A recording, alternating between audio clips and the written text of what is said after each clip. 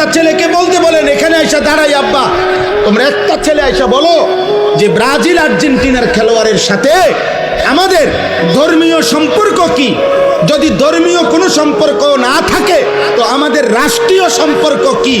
বাংলাদেশের অর্থনীতি, সামাজিক, বাংলাদেশের উন্নতি, প্রগতি, আধুনিকতার জন্য শুধু মাতৃভূমির মায়াও যদি থাকে, একটা নাফরমান বল এটা এখানে দাঁড়ায়া আর্জেন্টিনার ব্রাজিলের খেলোয়াড়ের সাথে আমাদের বাংলাদেশের উন্নতির কি সম্পর্ক বল?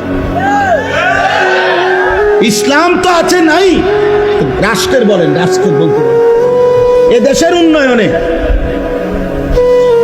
কথা বলেন না, আমাদের সাথে ওদের কি কি লেনদেন বলেন আঙ্কেল, বলো না আব্বা।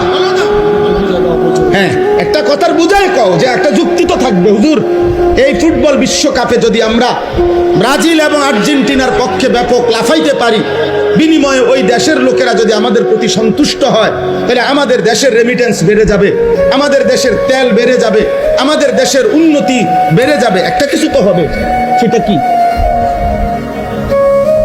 বলো না আব্বা, বলো। কাতার বিশ্বকাপে প্রধান আলোচ্য বিষয় ছিল, আমরা স্পষ্ট পত্রিকা দেখছি, এখনো পিছনে সার্চ দিলে পাওয়া যাবে, কাতার বিশ্বকাপে প্রধান আলোচ্য বিষয় ছিল মদের বোতল। কাতার সরকার আইন করছিল স্টেডিয়ামের ভিতরে মদের বোতল সরাসরি খাওয়া যাবে না। এটা নিয়ে সারা বিশ্ব, ইউরোপ তখন বিতর্ক করছিল যে না, এটা স্বাধীনতায় হস্তক্ষেপ, যেখানে অবাধে মদের বোতল।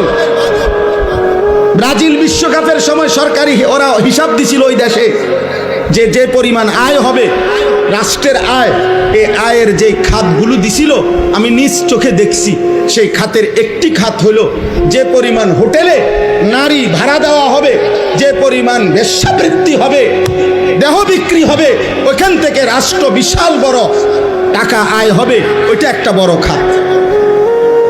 আমি এই চোখে, আমি দেশে থাকি, আমরা সাদের দেশে থাকি না। আমি জেনারেল লাইনে পড়ালেখা করা ছেলে, আমি কুমিল্লা ভিক্টোরিয়া কলেজ থেকে মাস্টার্স পাস করছি, সরকারি কওমি 2 লাইনে মাদ্রাসার থেকে পড়ালেখা শেষ করছি, আলহামদুলিল্লাহ। এজন্য বলছি দোস্ত, পৃথিবীর খোঁজ খবর আমরাও রাখি, ইউরোপের প্রতিটা পদক্ষেপ আমরাও খবর রাখি।